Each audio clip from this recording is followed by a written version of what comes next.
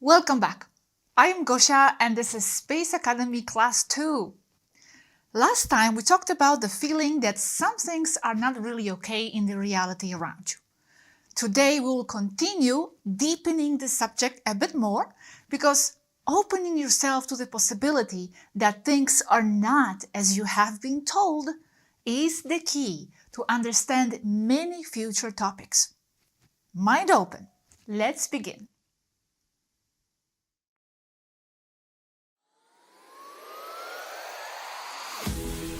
Children, when at a certain phase of their development, are given a frame of reality designed especially for them. A construct based on tooth fairies and Santa Claus that makes them feel comfortable and helps them understand what goes on around. Children rely on the adults for answers, and whatever we give them will be real. That will be their reality, just because we said so. It will be false from our point of view, but totally true to the little ones. We are the authority, after all. If we tell them that their hamster who just died packed and decided to go on a trip, they will be waiting for the postcard. Unfortunately, once we as children grow up and become so-called adults, the process of looking to others for answers about what is real and what is not continues, where now we look up to other types of authorities to inform us if something is real or not.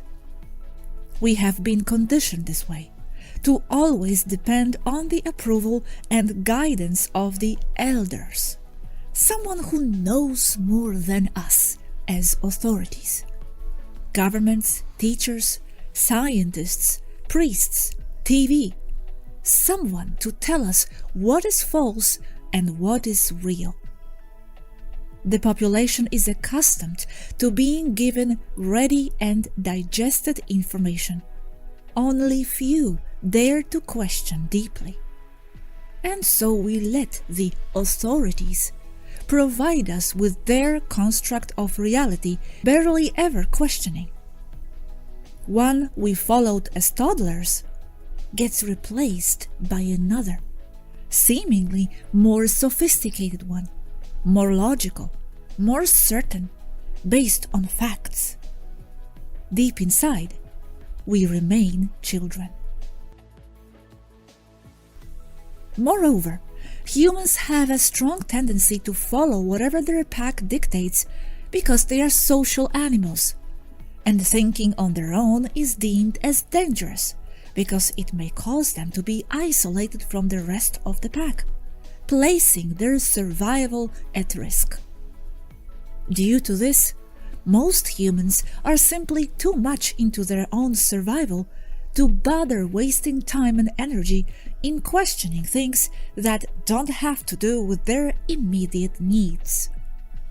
And all this is by design, because what the ones that control the planet want is to have the population completely dependent on them and on what they want to give them as a reality. Why? You will understand more as we go on. However, with most humans still not willing to question, many of us, and more each single day, are now at the stage in which we are waking up to the fact that there is more to the officially presented facts and to the illusion of many of the mass-produced narratives. You are one of them. You start to question if that hamster really left for a trip. Did he really? You start to question that imposed version of the reality.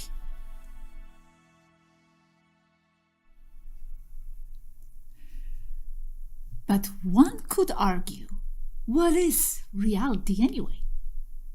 Okay, without getting too philosophical at this point, just a little bit, one could say that from the personal point of view, what each person sees as reality is by definition reality for them. And from their point of view and awareness, that is reality and nothing else. Saying that one reality is more true or false than another would only apply from another point of view. Just as the tooth fairy is reality to your child, but not to you. But it's what she or he believes, so that's the reality. In this sense, then, the reality wouldn't be and isn't, in most cases, something fixed. It's simply what the person believes. The beliefs, systems of values, points of view are relative to each person, to the capacity of understanding. It's what forms their reality.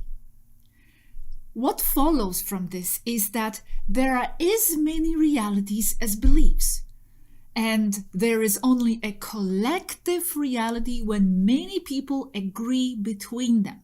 So a collective reality is a series of agreements, and the most dominant ones are the ones that the collective will accept as true.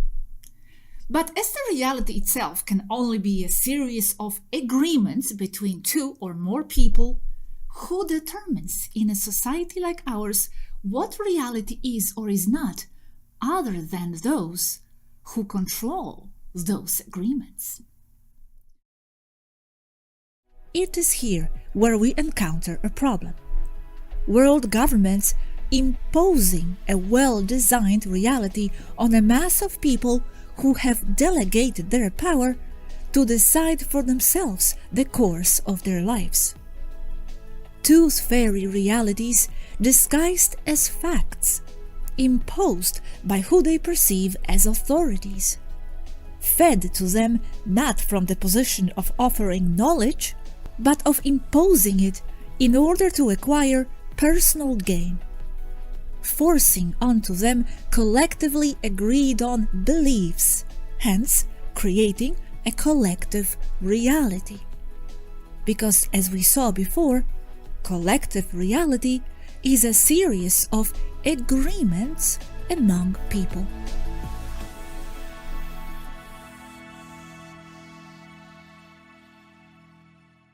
In this class, since it's still in the introductory phase, I will not go into each one of those realities disguised as facts. And I also won't be able to explain yet who they, those who impose, are, and what their personal gain is. We will discuss all that in detail in the future. But what if I told you that what you collectively think is your reality is only a very well-crafted construct, implemented as such by those in power, where they have led you to believe, with arguments and in a very compelling way, many false and limiting ideas, which later on became dogmas? What if I told you that it has been this way for millennia, continually guiding people's perception, always adapting the methods? They don't even hide they are doing this. As in 1981, William J. Casey, CIA director, said publicly, "We will know our disinformation program is complete when everything the American public believes is false." One of their means to cement those false ideas are, obviously, the media, used to shape the realities for the masses. If you are aware enough, you will already know that the press and the media are completely controlled and not in truth business. They only transmit whatever their owners want the people to think at any given time or about any specific situation. And once that's done, the very population of the earth serves then as a control mechanism or as agents of the created construct. How? By simply believing what they are told, by making that their reality, further securing the collective agreements on any given topic, this way cementing an imposed collective reality. The same goes for science, yet another construct, where what is given to the population in general is not what the ones in control use.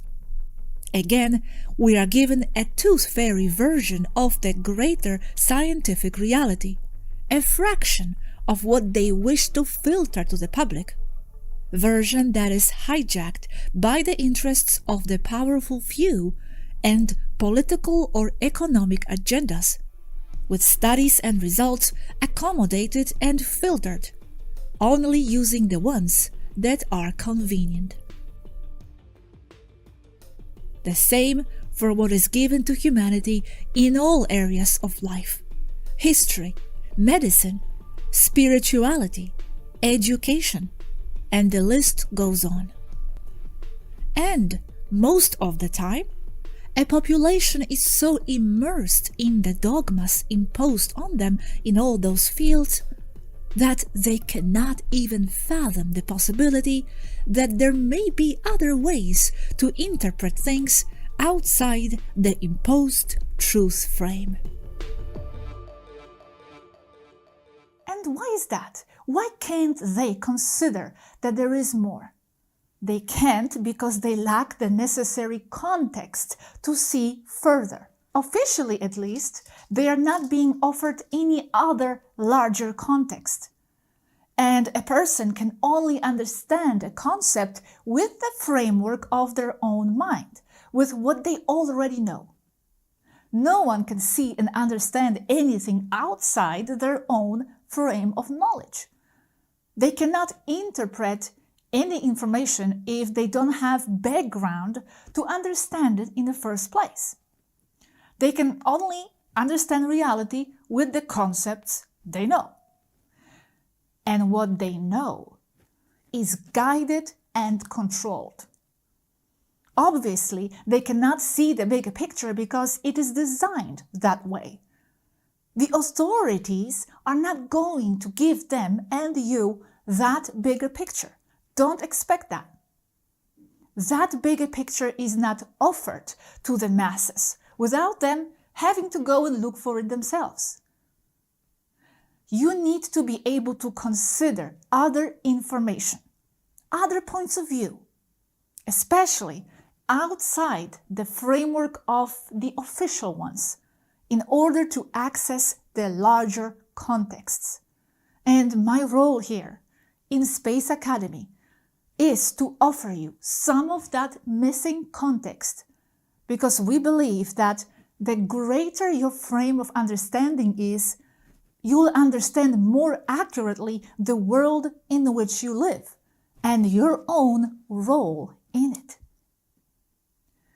As my dear friend once said, if your perception is of the size of a small box, your reality and your universe will be only the right size to fit inside that box. If you have a more expanded perception, your reality will be consequently, and to the same extent, more expanded. The greater the awareness, the greater the perception of reality. It is directly proportional.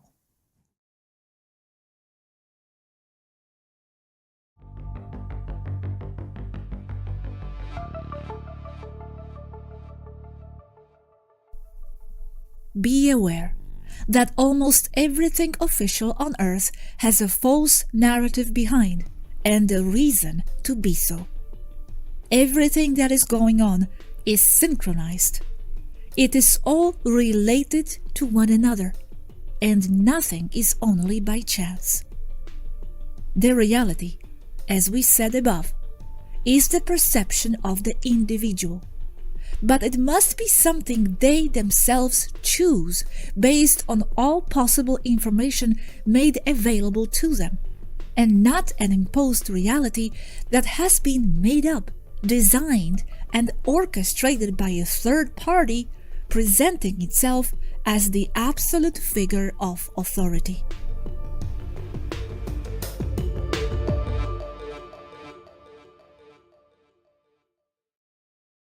Before we end, something crucial to comprehend. and we will go into it more in depth later on too. And that is, why do the ones in power care what we collectively believe? Why do they spend so much effort to guide our perception towards false constructs of realities? Let me help you see the answer to this question, sharing a social experiment called Counterclockwise, done by Ellen Langer in 1981, where she put a group of elderly people in a community made to represent life from 1959. They were instructed to live there as if they were 20 years younger for some time. And after a while, not only did they all start to feel much better, but they showed biological effects of age reversal. Are you getting a hint from this story? What's the moral of this experiment? Anyone? Can we see here how important our beliefs are in causing changes, including biological ones, like in this case?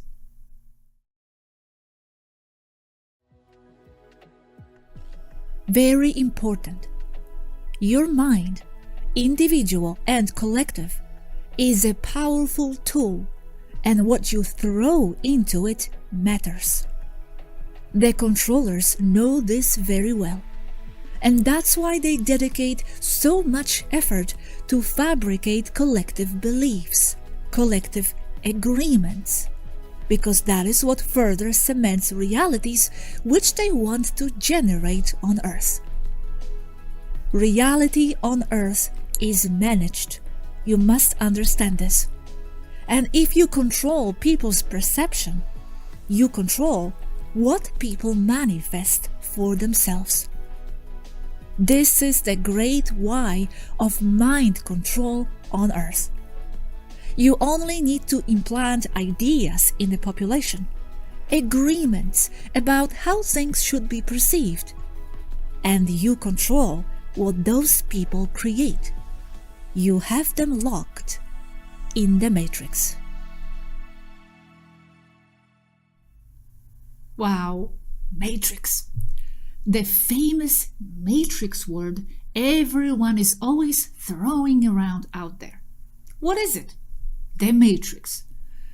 Well, that will be exactly a subject for the next class. I will explain what the matrix is, as that is one of the most important concepts to understand in Space Academy curriculum. For now, let's go to see what our community members have to say about false realities in their life.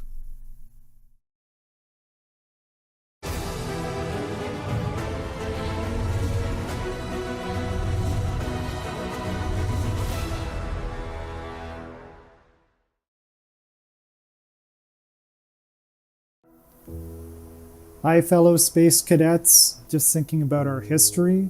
One of the narratives that's happened throughout the history is like with First Nations and Aboriginal.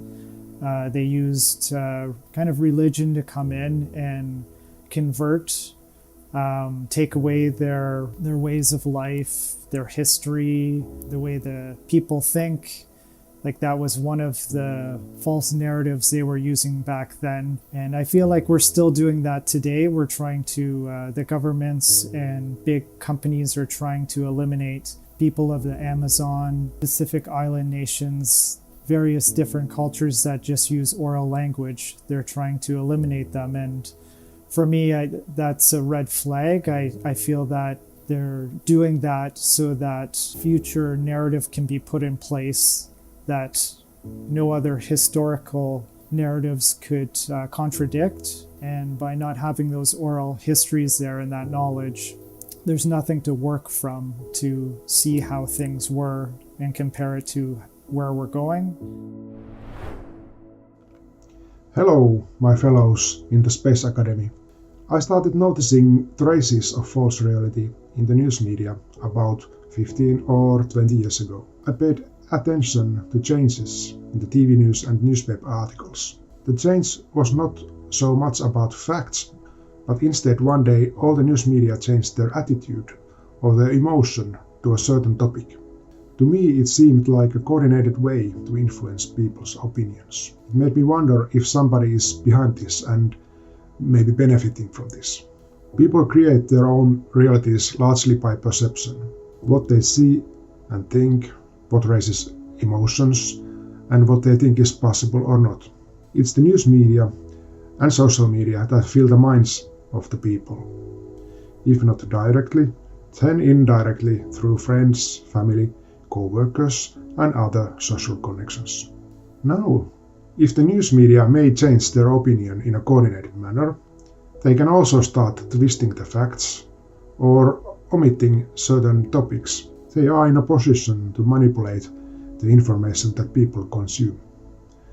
And if they can do it, somebody will certainly take advantage of this.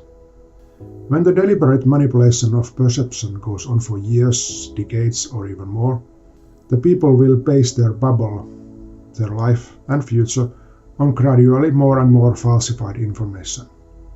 Nowadays, we can say people already live in a kind of illusion or false reality. But it's still reality, even if it's false. People can very well stay in that kind of artificial reality, but they won't actually thrive. It is more like coping. Living in a false reality makes people vulnerable and prone to other further manipulation and exploitation. Misguided people may make terrible personal choices in completely good faith. Their creative power has been influenced, or we can say even hijacked. And that seems to be the basis of the order on this planet at the moment. We who can see and notice this, we can do our part in making our societies healthier by basing our reality in larger understanding. Aloha, my name is Donna, and I'm going to tell you about the false realities in my area. I'm going to talk about the new kind of noise that is slowly changing the place where I live in Hawaii. Only in the last 2 years, illegal fireworks have somehow been purchased every New Year's and 4th of July. These explosions sound like bombing and can be heard for miles. The recent news media report on burn injuries of the illegal fireworks, but they don't mention the level of bomb-grade blasts. And could this be by design? It's as if they use a holiday tradition to weaponize it. It's true that certain sounds and frequencies can be healing, but it's also true that very loud blasts are deafening and can cause trauma, especially to all the wildlife. How does this relate to false reality? Well, I think the people in the community are being conditioned to believe that warlike blasts is something normal. Can the larger scope of illegal fireworks be to reset the wonderful Polynesian culture of soft-spoken people with weaponized sound? I realized that we're living a lie since 2001, when the 9/11 happened.